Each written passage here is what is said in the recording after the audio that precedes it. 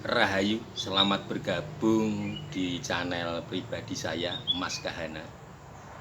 Kali ini saya akan membeberkan tentang sumber penyakit non medis yang menaun.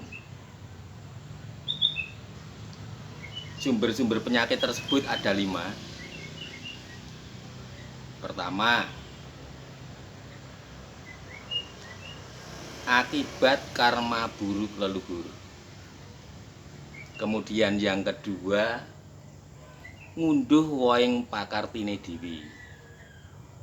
Yang ketiga, ulah pihak lain. Yang keempat, faktor tempat tinggal. Kemudian yang kelima, faktor lelembut. Nah, untuk yang pertama, kalau karma baik jelas seperti di belakang saya ini. Karma baik orang tua saya, pohon mangga yang sangat besar ini, yang usianya sudah lebih dari 80 tahun. Karena karma baik, kita pun ngunduh karma baik juga. Jadi hasilnya tentunya yang menikmati saya, anak-anak saya, saudara-saudara saya. Kalau buahnya melimpah, bisa tetangga, dan bahkan sampai teman jauh pun ketika musim buah dan datang, pasti saya bawai. Itu karma baik. Karma buruk juga demikian. Karma buruk itu kalau belum terbayarkan oleh yang bersangkutan ataupun oleh orang tua ataupun leluhur kita, maka itu akan dibebankan pada generasi berikutnya. Saya beruntung secara pribadi, orang tua saya pernah bilang, sing elek tak ciduk laupe dewi. Terima kasih bapakku telah berkenan untuk menanggung beban yang mungkin sangat berat. Akhirnya generasi berikutnya luput dari karma buruk leluhur. Kemudian yang kedua, tadi saya jelaskan karena ngunduh wong lain pakartine dhewe. Ini hukum sebab akibat yang bisa terjadi secara langsung dan tidak perlu proses yang cukup lama. Misalnya saya mukul orang, biasanya orang terus balas, atau mungkin bawa bolok dan seterusnya, itu ngunduh woing pakarti. Maka saya mengajak pada seluruh pemirsa senantiasa berbuat baik pada siapapun, sehingga apa yang kita panen atau yang kita petik baik adanya. Kemudian yang ketiga, tidak lain ulah pihak lain. Di sini kadang-kadang tanpa disadari, tanpa kesengajaan,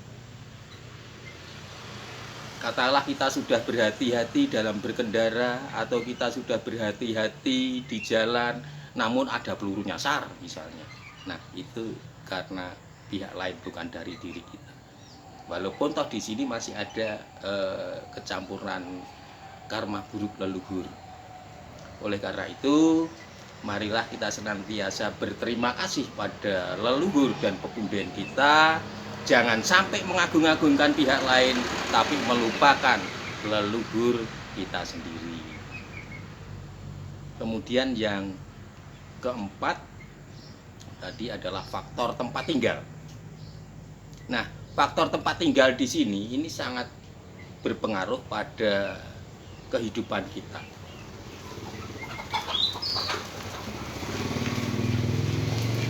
Contohnya, ketika kita tinggal di suatu tempat, belakang rumah katakanlah ngingu ayam, depan rumah katakanlah ngingu bebek, samping rumah katakanlah ngingu wedhus, kemudian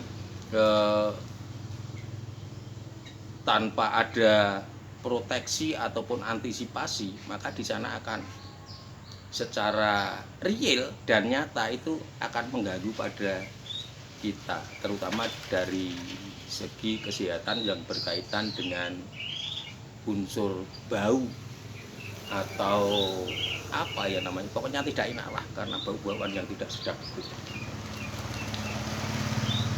Nah, Saya pernah tinggal di tempat seperti itu. Kemudian saya siasati dengan membakar aromaterapi. Aromaterapi di sini berupa dupa berbagai aroma.